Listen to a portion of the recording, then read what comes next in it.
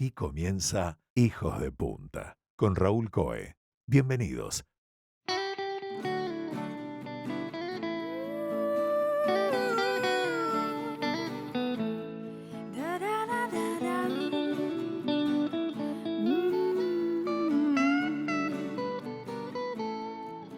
Si aterrizaste y no te vas nunca más, si te mudaste y metiste marcha atrás, si te nos fuiste y allá nos extrañas, o si es que entraste por la puerta de atrás, somos los loros que quedan acá, los gatos locos que invitaste a almorzar, hijos de punta que ya están listos para empezar.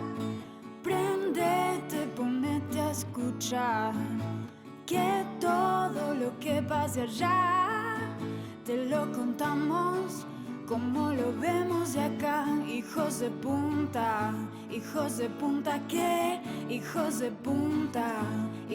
punta que, hijos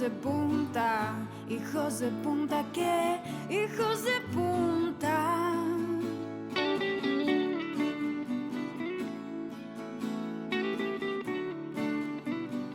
Con la Copa América sucediendo en los Estados Unidos, vamos a conversar con un periodista deportivo que hace muchos años que trabaja en ese medio, pero que en los últimos años, ante el increíble crecimiento del interés por el fútbol soccer, ha quedado en el centro de atención. Los grandes eventos deportivos, olimpiadas, mundiales de fútbol o de básquet, Grand Slam de tenis, circuito mundial de pádel y tantas otras cosas. Nos resulta natural encender la televisión o conectarnos en streaming y disfrutar de estas cosas desde nuestras casas. Hoy queremos conocer acerca del trabajo que hay detrás de estas transmisiones maravillosas y vamos a enterarnos de un poquito del detrás de cámara. Hola, Bruno. Hola Raúl, ¿cómo estás?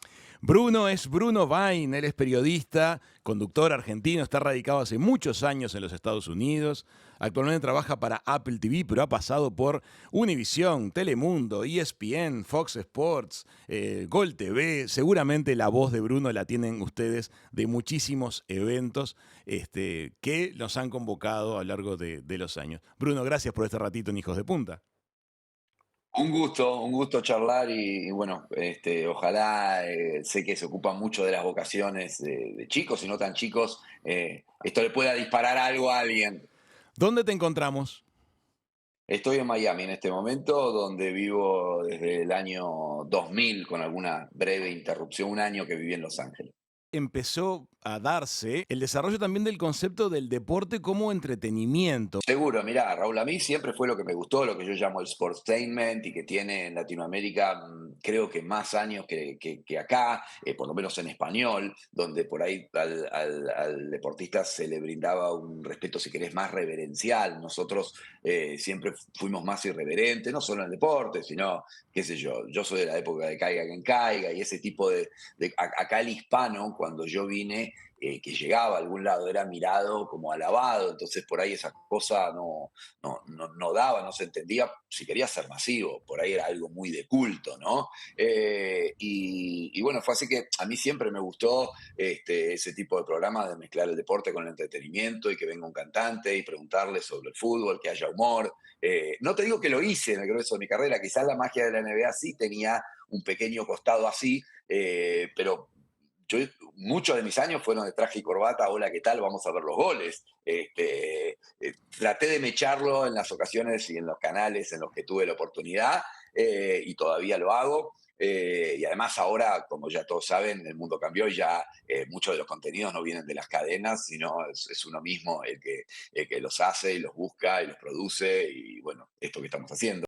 Tu manejo de inglés es muy perfecto, entonces tú tenés la posibilidad de trabajar en relato en ambos idiomas. Una particularidad muy propia tuya, no muchos tienen esa dualidad.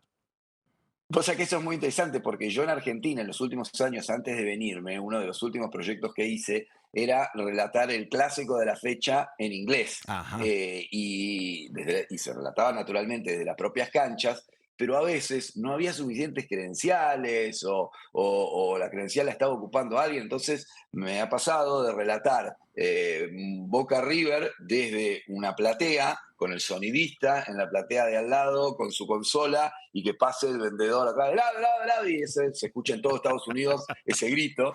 El vendedor Pero siempre tuve... ambulante se propaga a todo Estados Unidos. Maravilloso. Me gustaría que vayamos recorriendo juntos algunos recuerdos y sobre todo tu experiencia en algunos de los eventos más grandes del mundo, pero quiero poner la lupa acerca de cómo es el detrás de cámara. Por ejemplo, vamos a imaginar que se acerca un mundial de fútbol, como has tenido varios ya. ¿Cómo empieza a ser el proceso meses antes? ¿Te anuncian que vas a ir? ¿El canal te elige? ¿Te pagan los pasajes? ¿Te eligen el hotel? Contanos un poquito cómo es el proceso hasta que después vamos a llegar al evento. Es muy buena la pregunta, Raúl. Y hay diferentes formas de encararlo. Depende, digamos, en Estados Unidos es distinto que en Latinoamérica. En Estados Unidos, naturalmente, se tiende a una organización mucho más rigurosa. Depende a quién le pregunta. Alguno puede ser rigurosa, otro que no le gusta tanto ese estilo, puede decir cuadrada. Pero para un mundial en general, bueno, primero, naturalmente, que en todas las cadenas grandes hay siempre una puja entre los potenciales viajeros, por así decir, para saber quién va, quién no va. Y en general las cadenas suelen ser las que resuelven el tema de las credenciales. Pero me preguntabas de la preparación, que por ahí para un mundial sí tenés una preparación específica. Me acuerdo, por ejemplo, para el Mundial 2006, que para mí Univision era un salto grande, yo venía de Gol TV, que si bien era una cadena importante, ya estaba muy familiarizado con quién la veía, quiénes eran mis compañeros. Yo en Univision entraba como un nuevo que habían contratado especialmente para ese evento y era supuestamente el que conocía todas las ligas de Europa. Y me acuerdo que hice una preparación bastante específica, me habían dado la lista de los partidos que me tocaban y como salíamos para todo Estados Unidos, de tratar de aprender, si me tocaba Ghana, en donde había ganeses en Estados Unidos, entonces se iba a hacer para mandar saludos para ahí, para dedicar dónde estaba, si bien los ganeses no hablan español, pero bueno, qué sé yo, para que el que tenía un vecino ganés, Mirá vos. yo era bastante siempre de preparar ese tipo de cosas. Me acuerdo, por ejemplo, otro ejemplo bueno de preparación, no es de Mundial, sino de Juegos Olímpicos. Nosotros en DirecTV, en los Juegos Olímpicos, los primeros grandes que tuvimos, yo entré en el 2007, el 2008 fue en China, no lo tuvimos, pero en el 2012 teníamos los Juegos de Londres, que eran unos juegos muy, muy grandes y se lanzaba el HD.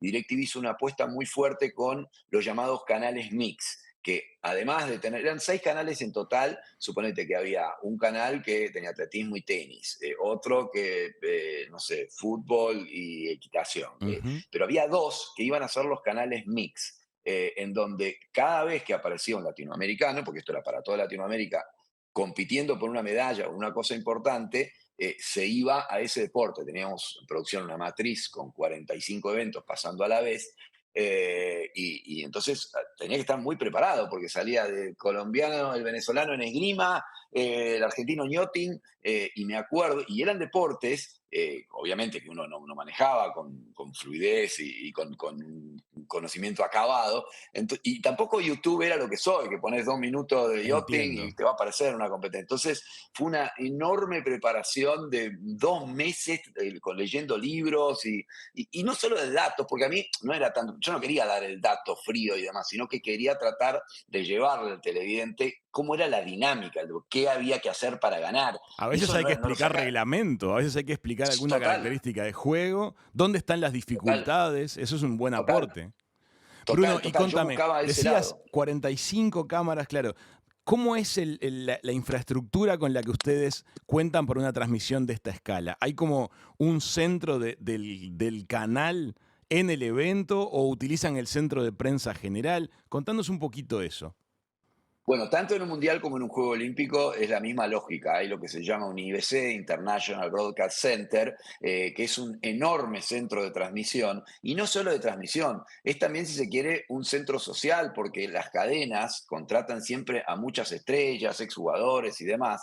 Entonces, pasarte un rato ahí, si te gusta esta profesión, es un gran congreso de lo de uno, porque Claro. más allá de las estrellas, vos entrás, ves los estudios, cómo lo hace esto, cómo lo hacen Estados Unidos, cómo lo hacen los chinos, cómo lo encontrás a los mexicanos, intercambiás experiencias, ni que hablar que en ciudades como Londres estaba ubicado en el corazón mismo del Parque Olímpico. Entonces, para esos canales mix, yo por ahí me pasaba 10, 12 horas ahí al aire, pero cuando salía estaba la competencia de natación a 100 metros Claro. o estaba, viste, era poder ver a grandes atletas que no veía jamás. Y nada, eso me parece que era una oportunidad, si se quiere, casi única. En el centro de transmisiones, cada canal del mundo crea como su estudio. Bueno, claro, de acuerdo, digamos, a la inversión que hayas hecho, puedes pagar más, menos, si tenés un mayor tamaño, menor tamaño, pero sí, también podés no tener un estudio y solamente que sean transmisiones, muchos canales comparten, pero sí, en ese centro de prensa están todos los canales grandes y no solo canales, hay radio, son lugares enormes. Imagínate un gran centro de exposiciones, suelen ser durante el año. En alguna ocasión era un lugar construido especialmente, pero desde mucho antes ahí llegan los técnicos porque la cantidad de antenas, cables y demás cosas que tienen que cruzar para que eso salga es infernal. De hecho, se quedan después de la competencia también. Se va vaciando de a poco en realidad, porque claro, muchas veces el despliegue más grande es para cuando más partidos hay, pero en general casi todos los canales se quedan hasta el final de la competencia, quizás con menos enviados, pero me acuerdo de ir a alguno de esos lugares en los últimos días y ver cómo ya queda menos gente, e incluso ir el día posterior a que la competencia terminara y el desarmado Están es desmontando, impresionante. debe ser Sí. impresionante. Y ustedes entonces físicamente la transmisión la sacan desde ese centro. No es que van yendo a todos los lugares donde suceden cada uno de los eventos deportivos. Ahí también siempre depende de la inversión que hace la cadena. Se cobra, por más que tenga los derechos de una determinada competencia, por transmitir, por tener una cabina y por la técnica, la parte técnica que eso implica. Entonces he vivido las dos experiencias. A pesar de haber ido, porque muchas veces me decían, ¿cómo fuiste hasta ahí y no fuiste a todos los partidos? No, No. algunos partidos fui a la cancha y otros los relaté desde el IBC. Y también me ha pasado en otras ocasiones ir a una competencia y estar siempre en la... Bueno, por ejemplo, esto de los Juegos Olímpicos, muchos de los eventos, de acuerdo a qué tan fuerte era la demanda porque si bien, digamos, el venezolano en esgrima gana en ese momento inesperadamente y ahí no llegás a ir al gimnasio donde está. Pero si la generación dorada argentina, Manu Ginóbili jugaba su último partido, eso tenía un significado, una carga emocional importante, entonces la cadena quería estar ahí. Y por eso te digo que es una mezcla de las dos cosas. Mucho se hace desde el estadio, que obviamente es una enorme ventaja. De hecho, bueno, no llegamos a mi presente, pero hoy estoy en la MLS, que es la Liga de Fútbol de Estados Unidos, y si bien uno puede decir, bueno, pero la MLS, al lado de haber hecho la Premier League y la Liga, es una liga inferior. Es posible, entiendo el punto de vista, pero el hecho de poder estar en la cancha, porque yo toda esa época que te digo, Raúl, que relataba la Premier o la Liga, era desde un estudio en Estados Unidos, por ahí yendo a un Barcelona-Real Madrid, un partido muy grande cada tanto, un partido que define el campeonato, pero el regular, fin de semana tras fin de semana, fecha a fecha, era desde un estudio. Hoy tengo la suerte en la MLS de ir a cada cancha, que además es un despliegue enorme que está haciendo Apple porque se relatan los partidos todos, desde la cancha en inglés, en español y los equipos canadienses en francés. Con lo cual vas y te encontrás de vuelta con un técnico, con un manager, te cruzás con el evento, No. ese, Estás ese, ese viendo contacto. estás viviendo el desarrollo, el crecimiento de una actividad muy atípica con una escala inusual. El desarrollo que Ah, adquirió el soccer en Estados Unidos justamente en estos últimos meses, te diría, no sé, 20 meses para atrás, ha sido un empujón muy grande, sin lugar a dudas. enorme, enorme y bueno, por eso te digo, el contacto directo con los protagonistas es algo que quizás uno no le da la magnitud que tiene. Y en realidad, por ahí yo hablo con muchos colegas en Argentina y en Latinoamérica en general que tienen esto como parte de su rutina hace mucho tiempo, porque cuando vos estás ahí, haces el fútbol local, es lógico que vas a un entrenamiento, vas a la cancha, te cruzas con un técnico y demás. Al haber hecho yo el grueso de mi carrera acá en Estados Unidos, Eso yo no lo tuve tanto, sí en un mundial, sí por ahí en un juego olímpico, pero el día a día de poder tener en la cancha el contacto, ir conociendo, ir viendo cómo evolucionan todas esas historias, si se quiere, después de 30 años hacer lo mismo, es una experiencia nueva para mí. Claro, sin lugar a dudas. Además, me gustaría que nos cuentes algunas experiencias un poquito particulares. Has estado, por ejemplo, en Juegos Olímpicos de invierno, que me Ujú. imagino que deben tener características bien distintas de los Juegos Olímpicos de verano. Contanos cómo es el Juego Olímpico de invierno. Vos sabés que ahí también tuve que hacer una enorme investigación, porque naturalmente, no, digamos, en Latinoamérica, primero que se conocen poco los deportes del televidente y uno como periodista también. No, fue muy lindo. Mira, da la casualidad que vengo del lugar a donde fui a cubrirlos en Whistler, que es muy cerca de Vancouver, Canadá. Sí. Me fui con mi familia justo hace unos meses. Pero había ido para cubrir esos juegos en donde primero hay muy pocos participantes de nuestros países y el Claro. acceso es muy fácil porque, digamos, no te doy la nota, no existe, digamos, al contrario, quieren difusión, buscan sponsors, y no, fue un muy lindo aprendizaje, me acuerdo sobre todo de los deportes, conocerlos, todos deportes ajenos a lo de uno, y deportes muy extraños. Me acuerdo de deportes en donde eran, no me acuerdo ni siquiera el nombre exacto, pero tenías que esquiar, elevar las pulsaciones, porque no era esquí en bajada, sino esquí cross De country, es decir, fondo, eso, sí, sí. de esquí de fondo, y después en un momento era algo así como si fuera un decatlón. Después con las pulsaciones a 1000 parabas y tenías que Disparan. acertar en el blanco, Sí.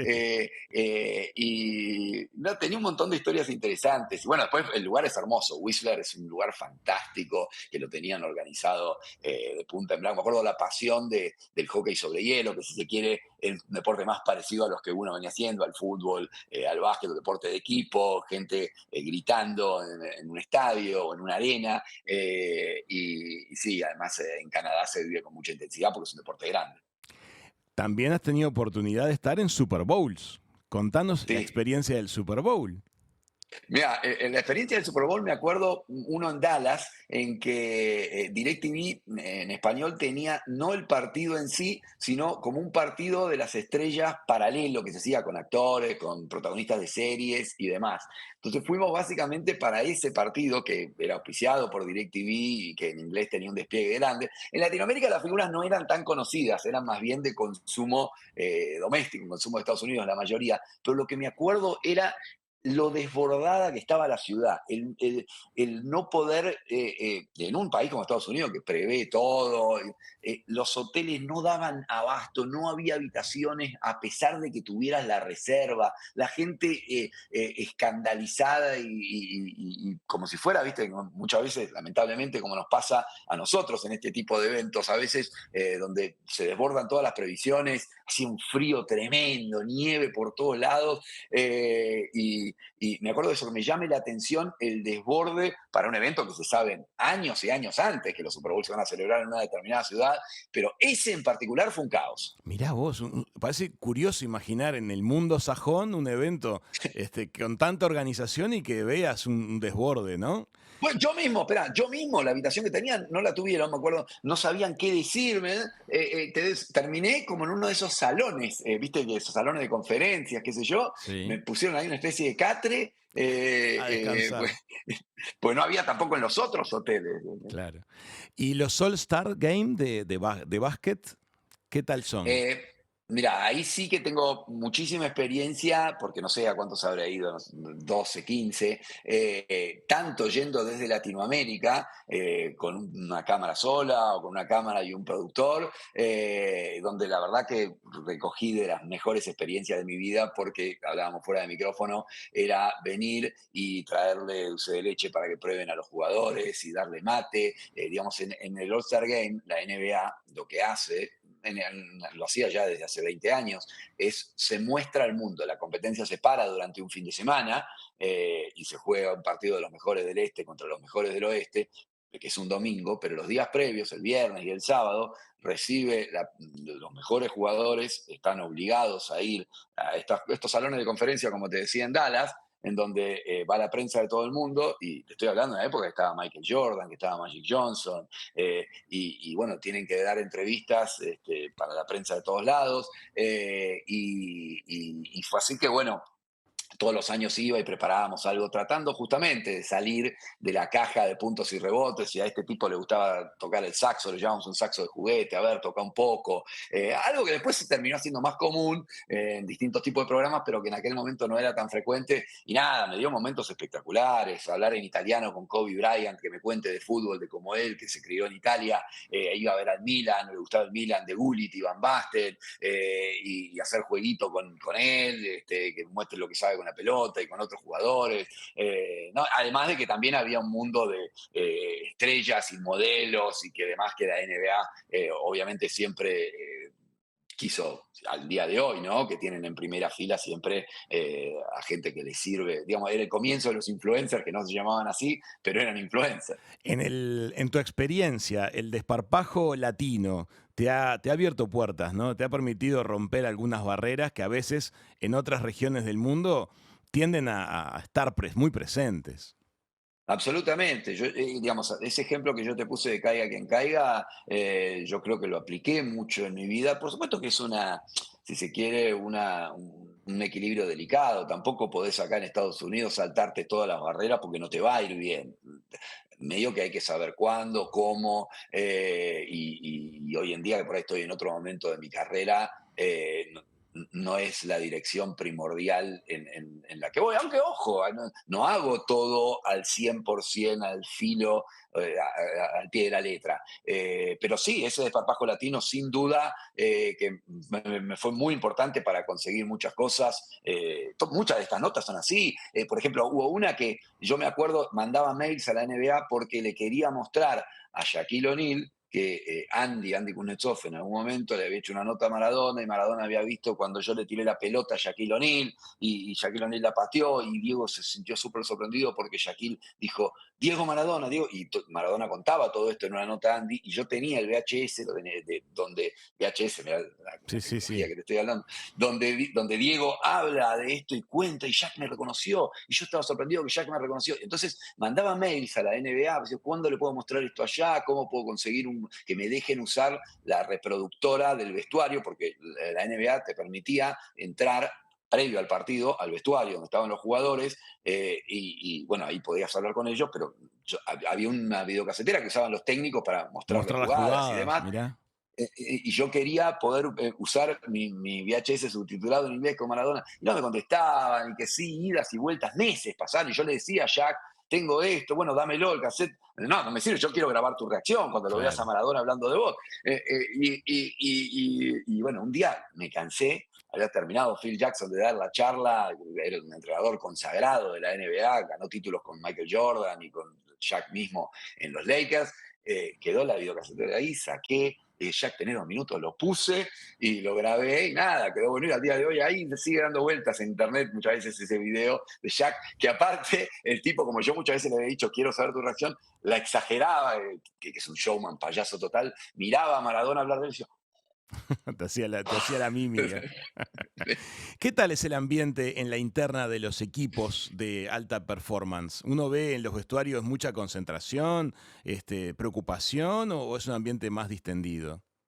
bueno, es menos distendido, si se quiere, que en los vestuarios del fútbol argentino, por tomar una referencia que uno tiene cercana, ¿no? No escuchás cumbia, Ajá, bien.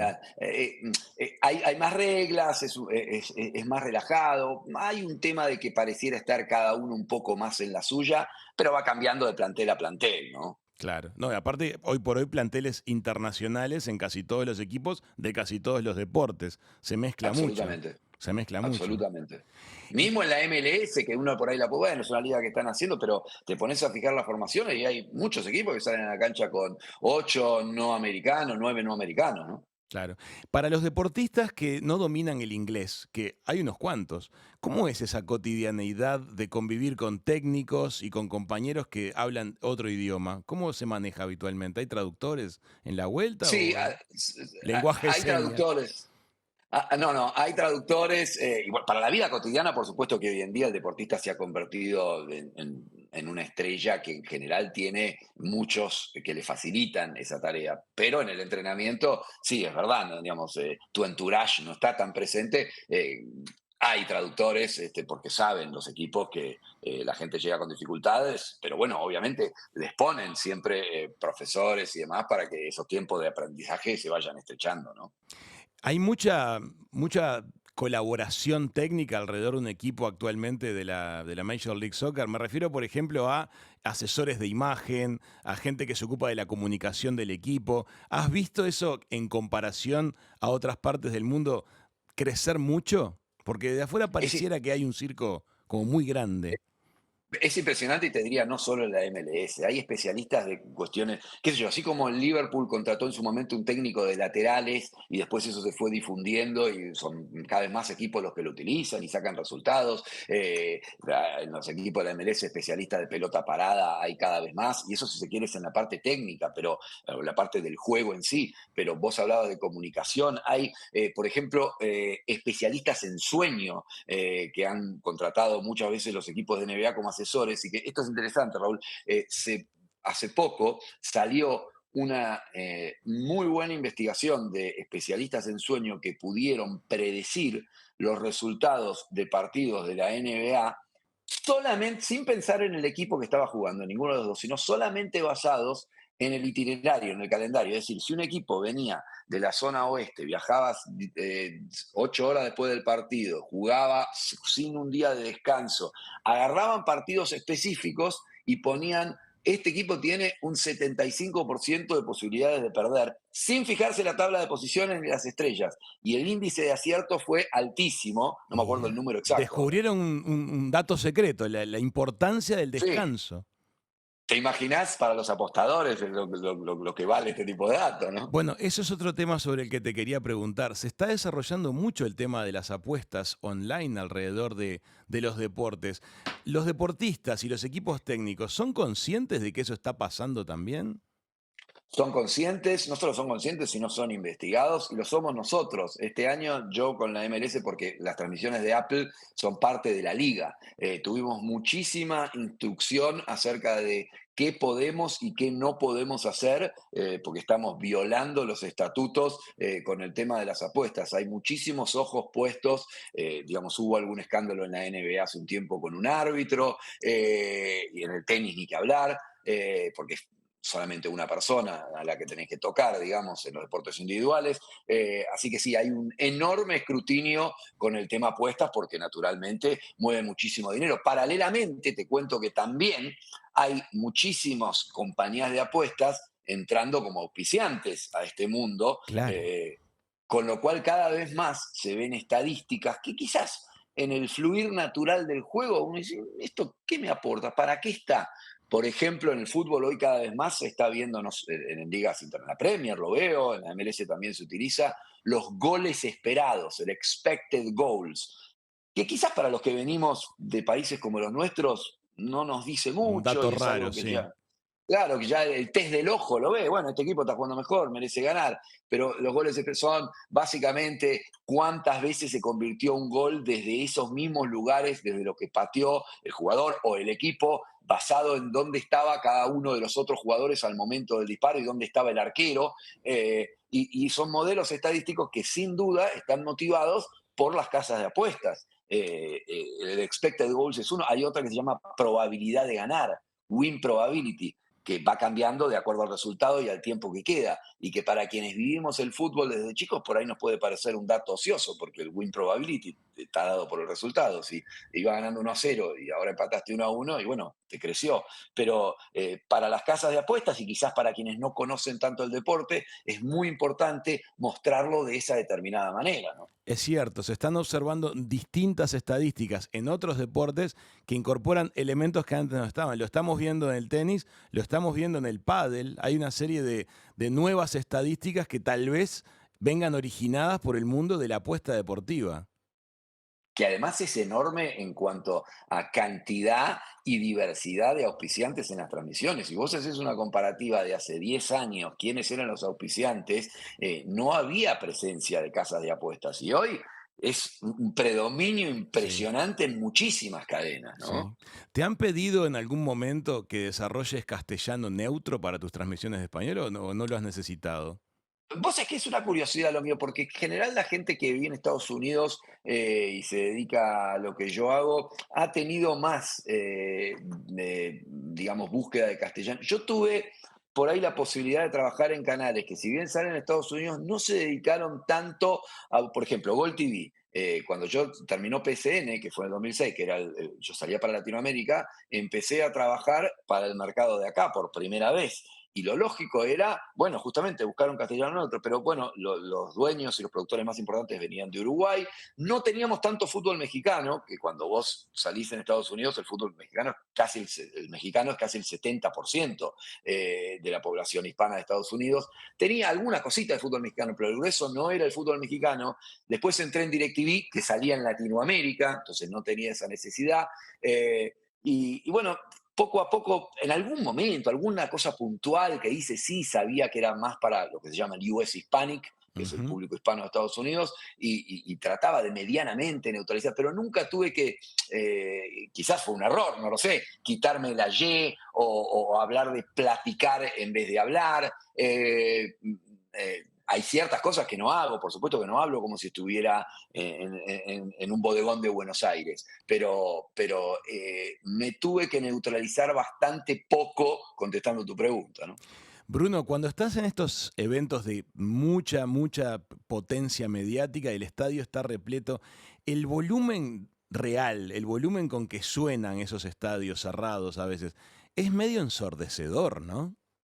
Sí, uno está acostumbrado, pero es ensordecedor y además, por ejemplo, ahora en la MLS que hay muchos estadios nuevos, muchos están construidos justamente pensando en ampliar esa acústica y ese efecto del público local. Incluso hay deportes, me contaban, yo el fútbol americano no lo sigo tanto, pero que en algún momento algún equipo fue penalizado por exceder los decibeles, Ah, mira, que es casi un contrasentido respecto de lo que uno quiere seguro. como institución, ¿no? Pero sí, el ambiente, muchos de estos estadios buscan realzarlo y construirlos para que suenen más, ¿no? Bruno, te quiero agradecer mucho este rato. La verdad nos enteramos de un montón de cosas, de la trastienda de las transmisiones deportivas y es un placer charlar contigo. Te das una energía muy linda, se ve que te gusta mucho lo que haces, igual que el primer día que empezaste a hacerlo. Gracias, Raúl, gracias. La verdad que un gustazo y a la orden. Amigas, amigos, era Bruno Bain que pasó por la mesa de Hijos de Punta.